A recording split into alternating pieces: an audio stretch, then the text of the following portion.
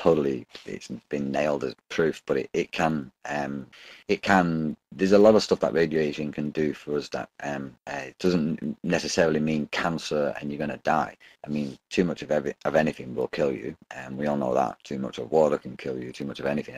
But of course, everyone just thinks radiation, cancer, you know, you're going to die. And it, thus, when you start thinking of stuff like this, radiation can do this to you, radiation can do that to you, and it's not killing you, but it's giving you different stuff, giving you probably even some abilities you don't know. It can make you immune to stuff, it can make your body stronger in different ways. There's lots of different ways you can look at it, but with now you see what I'm talking about experiments, in a sense of how would we know? How could you play out this type of experiment? You couldn't, but there it is now. It's happening and it's been released and people are breathing it in. So, you know, these experiments could be taking place, if at all, if it was as bad as it's being made out to be. Yes, that's definitely something that...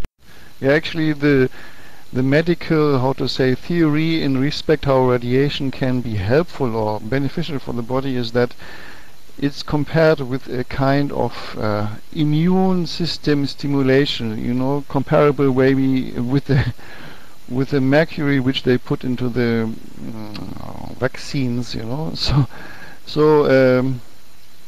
this, there is a possibility. I mean, for example, in Germany, I know that long time ago, not long time ago, 100 years ago or 50 years ago, there were in certain mines there was this radon gas released, and people were brought in there which had problems with their lungs and tuberculosis and whatsoever, and there was a measurable effect actually that their health improved a little bit by being in these radon filled atmospheres there.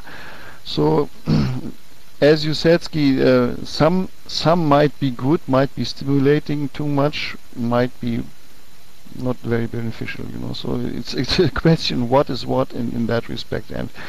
And hot particles, as they are coming now, as they are one of the main, how to say, sources of damages to the bodies, hot particles are definitely not very beneficial for the body. That is for sure. Yeah, I'm pretty sure. The hot particles are you talking about hot particles? Do they are they mixed up within the release of the radiation, and they collect and they land somewhere? You're saying you could like walk on this and then just like pick it up on your shoe, or is it in the air? Is it something that it's so tiny and minute, but once you swallow it, it gives you cancer? Are you talking about that? Like hot particles, Bashi? Oh, Bashi, milkshake. I think we lost him again. All right. Yeah, but yeah, that's hot particles. Sorry. So I stepped away for a moment, but that last part you were talking about, the hot part, you were talking about the hot particles having a positive effect. Is that what I missed? No, Bashi was saying that without a doubt the hot particles that he was talking about before certainly have got no beneficial state to the body whatsoever. I mean, they are pretty much been proven that will kill you. The ones that he's talking about. Right. Actually, they will not. They will cause cancer, definitely, these hot particles.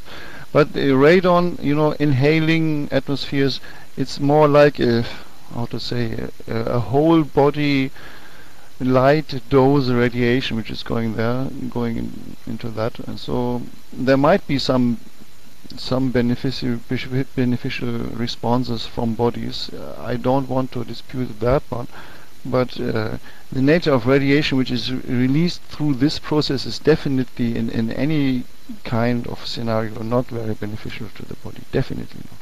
This is more or less a study of how many people will die under how many rods, and hello. We're here. That reminds me of something that you put on your field experiment thread. You had posted something about these seeds. Correct me if I'm wrong, and I may be getting this wrong, but I just briefly saw it, and it piqued my interest that they had these seeds up in space, and it was through the Van Allen belt. They were within the Van Allen belt or exposed to the Van Allen belt, and they brought them back and they propagated these seeds and were growing these huge plants. Okay, and there was no radiation in the plants themselves, but the effects of the radiation created these huge plants.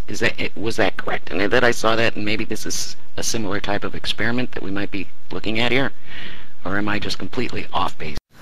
Well, it's these experiments in flying seeds into space.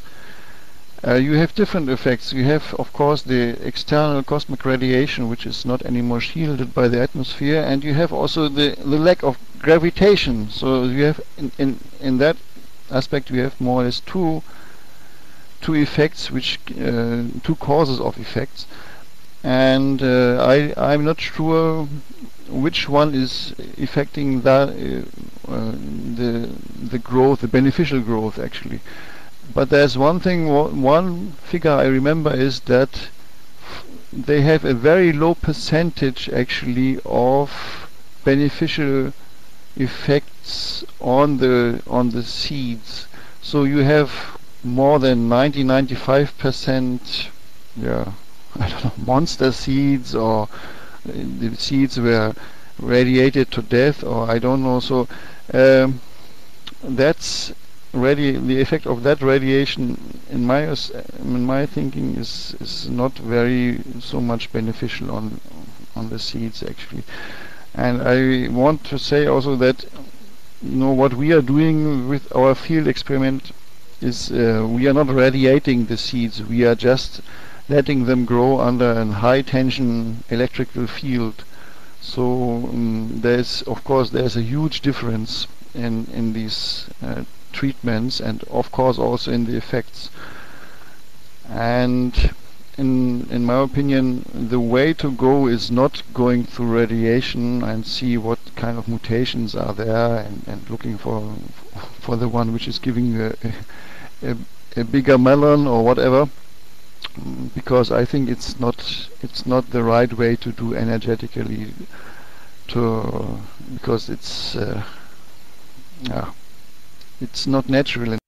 Right. It's not natural, but it's still an effect that's out there, and they were obviously doing experiments on it. We know that it's a negative effect.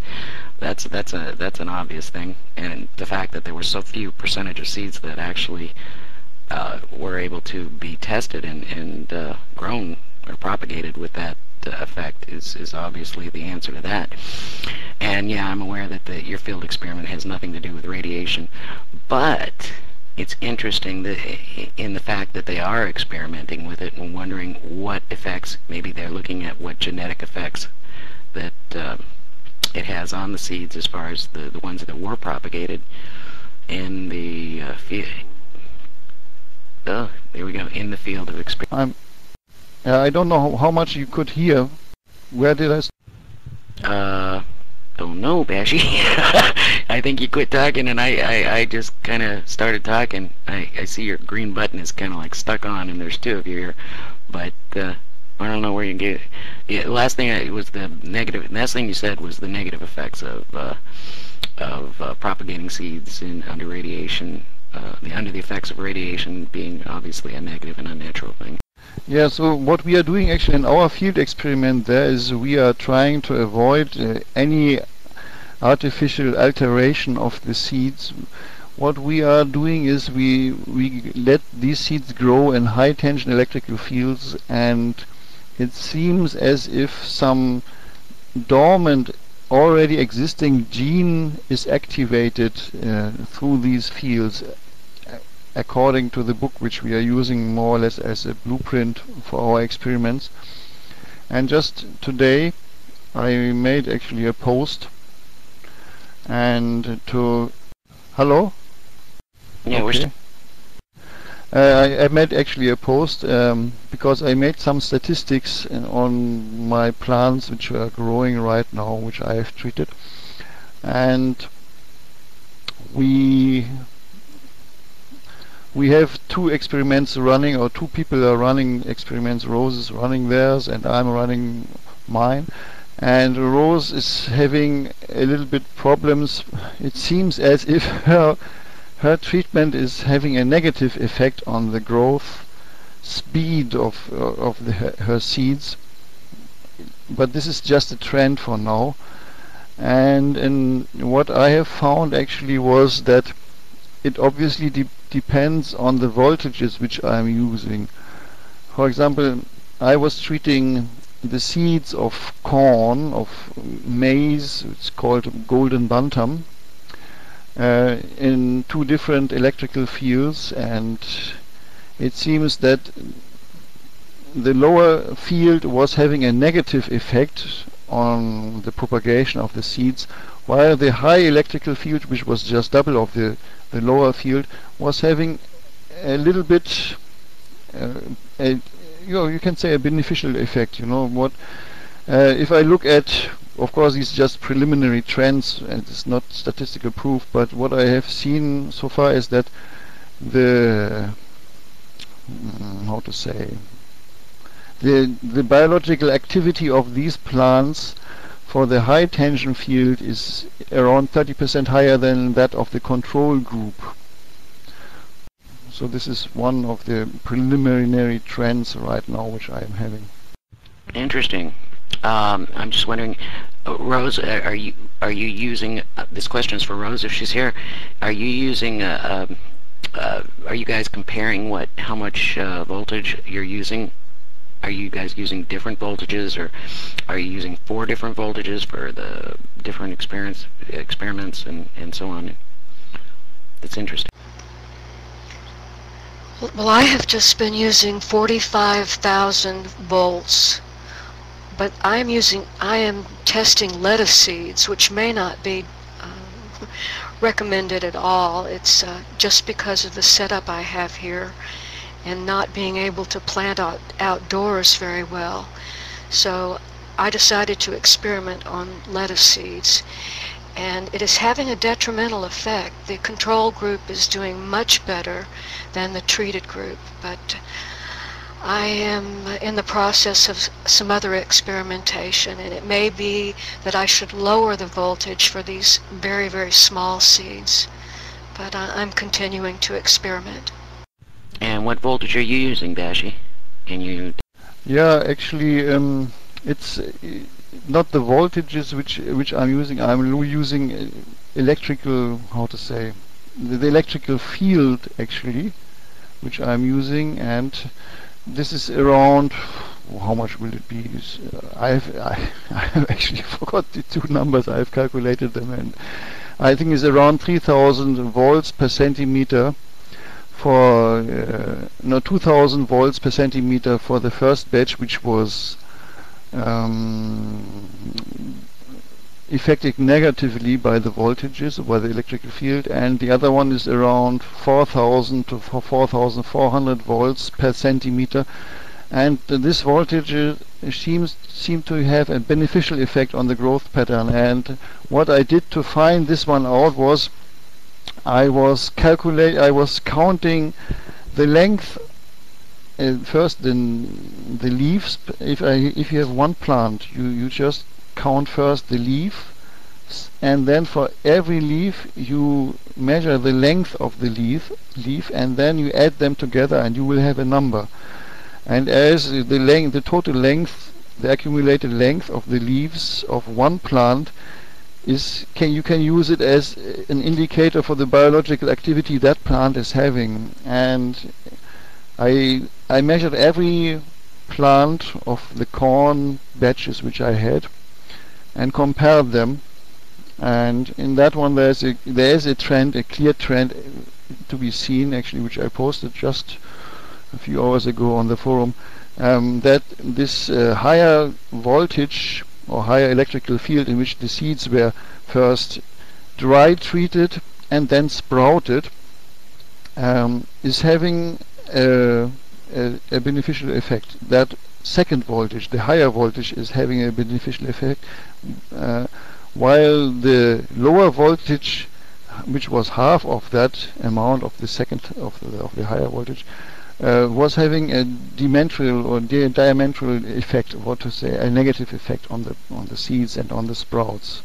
So it seems that for some plants, some fields are beneficial, but the same fields are not beneficial even for other plants, because I saw in my lentils, and I saw in my one of my winter seeds that the higher field was having a negative effect on, for example, on the lentils, while the lower field was, you can't say beneficial. The lentils, just few, even the control group, just few were growing because I made some principal mistake in the sprouting of these lentil seeds.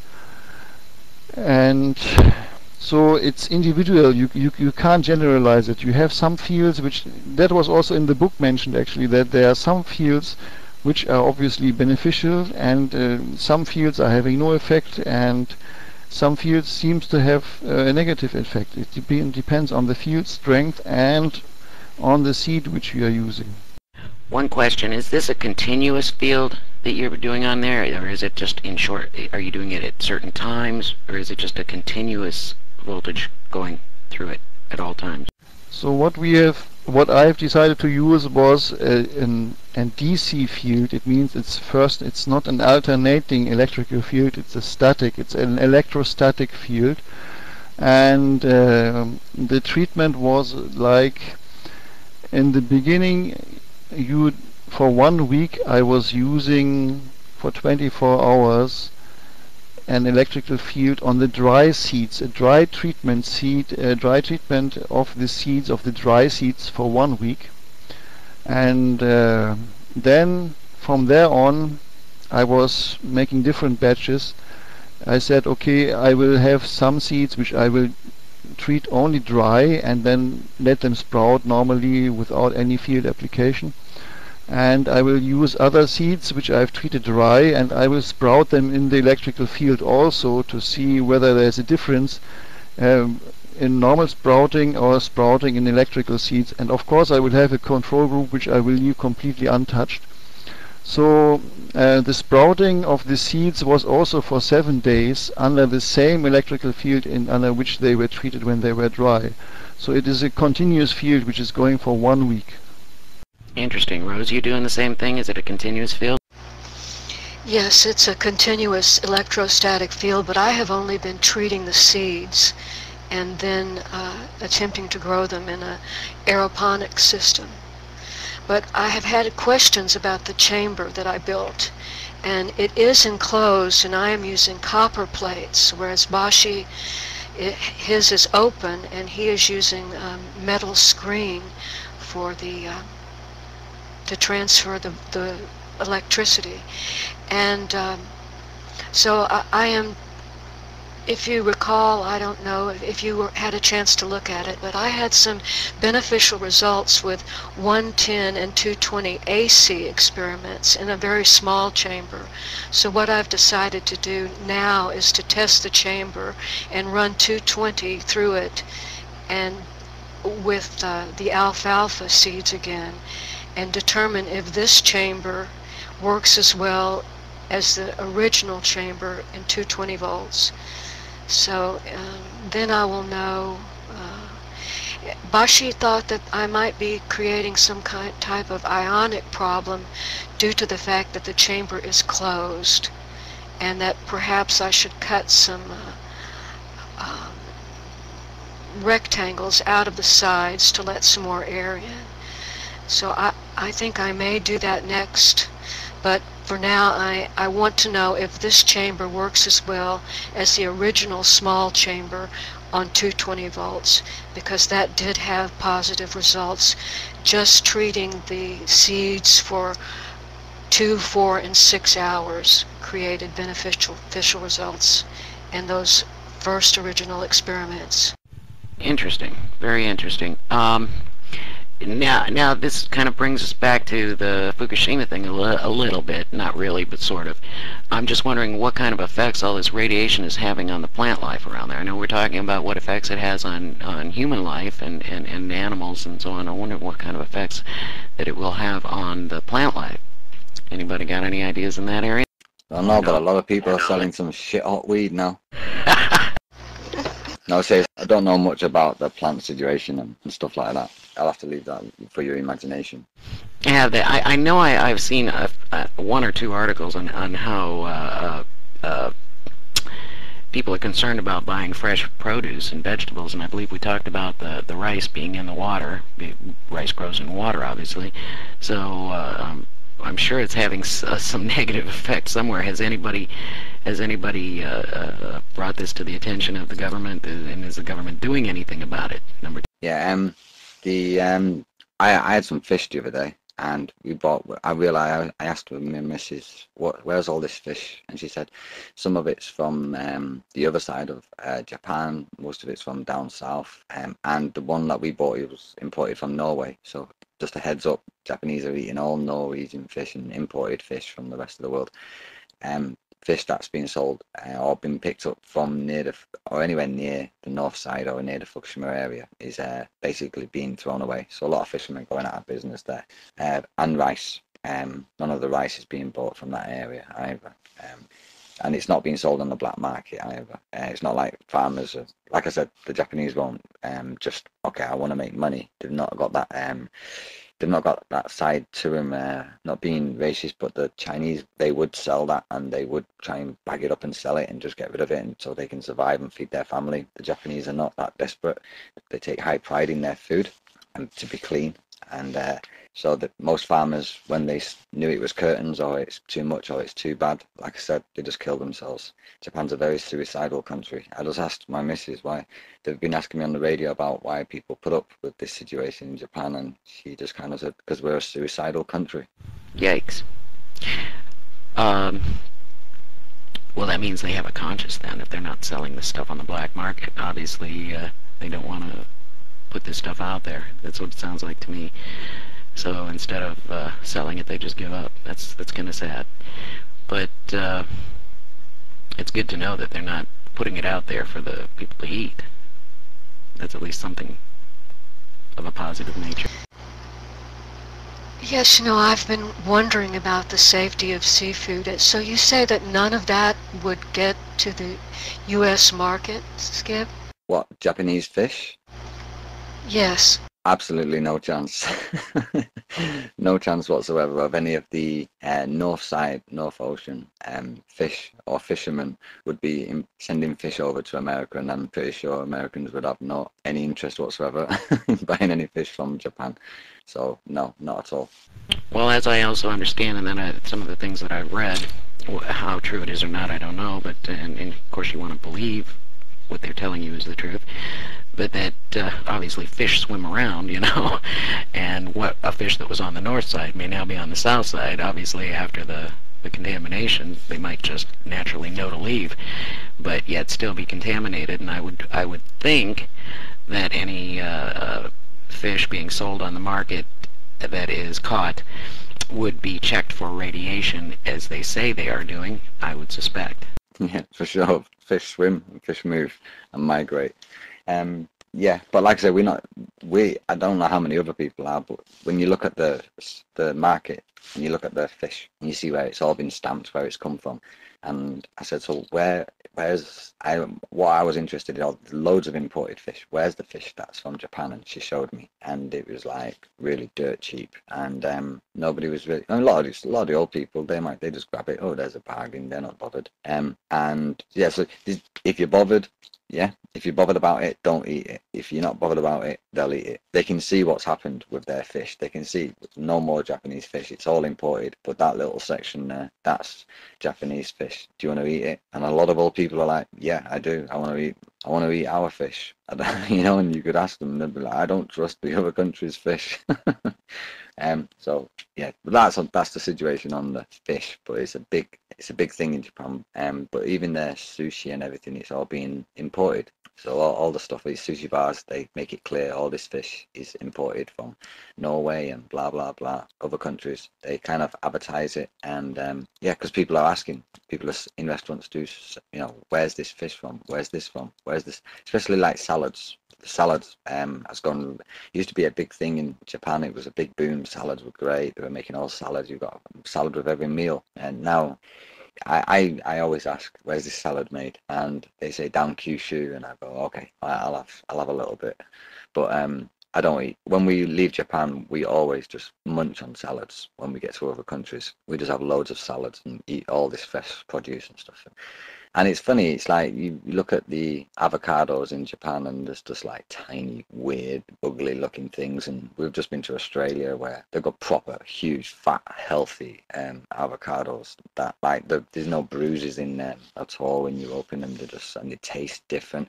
But Japan's always had shitty avocados, and I don't know if it's because we don't grow them or we import them from, or they just get the shit end of the stick. But in Australia, they've just got the best avocados ever, and we just eat loads of fresh produce when we're outside of Japan, and we always know why we're doing that. It's like, get it down your now. So, like I say, we're kind of lucky in a way because we've got that job that takes us out of the country for at least 6 months of the year since this happened. So if it was ×2 in Tokyo, we're quite fine.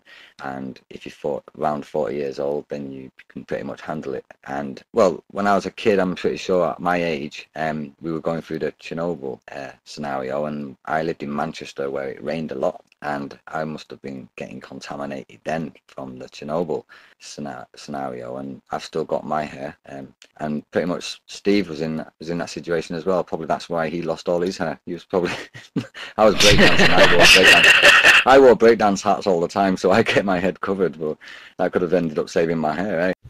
That's interesting. So the vegetables are being affected there too. Obviously, if salads are being inspected as well, so the growth of food and the ground contamination is being looked at as well. Yeah, totally. They always that's something that I see on TV quite a lot. They're going around with the testing things. They test farms, they're trying to see if any farms are trying to get around it, and they find the odd one. And again, not being racist, but it's usually Chinese owned.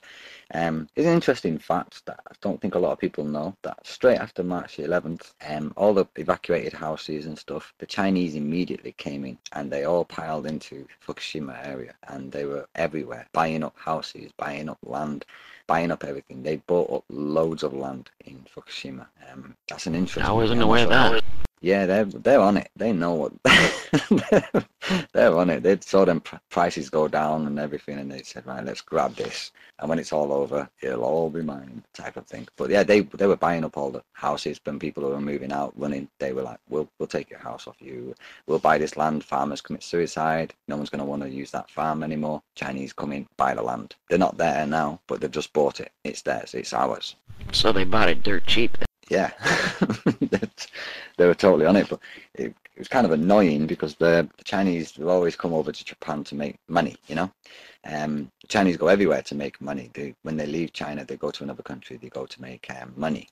And if you've noticed, Japanese, you don't really see many Japanese around the world. You don't see them going off to make money. You don't see them opening up Japanese restaurants. All the Japanese restaurants around the world are really Chinese owned. 95 or higher percentage of them are all Chinese owned, just making Japanese food. And people just look at an Asian person and think, oh, right, it's a sushi shop, but it's not Japanese food. It's so they've got this side to them where the Japanese are not like that. So when they're not going to, they're not going to go racing off. The Japanese are not going to race to Fukushima to buy land cheap because of a situation like that. Nobody would do that here. But I'm not just saying that the Chinese, like, it's just the Chinese that do that. I'm not saying that, but it's they're very into coming into Japan and making money off Japan and making money through Japan and feeding their families back at home in China, because they have a lot of poverty in China and stuff. This is what I'm saying. Japan it's not got any poverty whatsoever. The people who are homeless, they're just people who have given up. There's a job for everybody. It's a wealthy country, and this is when the bubbles popped 15 years ago. It was that rich. The parents would just be giving their kids 10,000 yen pocket money, and that in that day and age, normal kids in Western countries would be getting. I'll transfer that 10,000 yen is about £85, which I don't know, nearly $100 or something. And they were just throwing it away. And this was when they were in the bubble, and they had an absolute huge amount of money. And even though the bubble's been popped, they're still very, very well off. And this is what I have to sometimes explain to a lot of people, that the Japanese they're not desperate in any way whatsoever. So when it comes to trying to sneak food around the country just to keep their business going, no, they don't do that. It's not in their nature to be like that. They very much believe in karma. and they trust in that. I've had little young b-boys giving me back my wallet that I've lost and stuff. It's very surprising, but in that aspect, it's a great country. It's the one thing that when a lot of people come here, they always leave saying, wow, what a fantastic place. And yeah, it's a very nice country, and it's kind of a shame that whenever I do talk about Japan now, it's always seems to be about this. Even if I see performers when they come here, they're always asking me about the radiation, they're always asking me about stuff, and it's kind of a shame because that seems to always be just the topic of it, everything now. And sometimes when I went to Australia, a lot of people forgot. I say to people, you know, it's like, yeah, we had our earthquake as well, or blah blah blah, and they go, oh yeah, and what's happening with, as if they, and then they were talking in that, you know, in a way like they've not heard about it the last year. How is the Fukushima situation? What is it? You had a big nuclear. What's happening there? You know, it's like they've got no idea. So if people on the alternative media don't know, you can imagine how many people who watch just watch CNN for their news thing. It's out of sight is out of mind. You know. Yeah, I think that, you know, there's a lot of hype and misinformation set out there too, and you know, it's hard to follow what is exactly going on. So it's kind of good having you here, so we get a little better perspective on what's going on there, as far as, you know, actually living there. And yeah, of course, Japan has so much more to offer than this Fukushima accident. I'm sure that's why it is so populated. We've been mentioning here that we may take a short break here and come back with some more discussion, and just for us so we can get a little, maybe some water, take a cigarette break, and come back. What do you all think about that? Sounds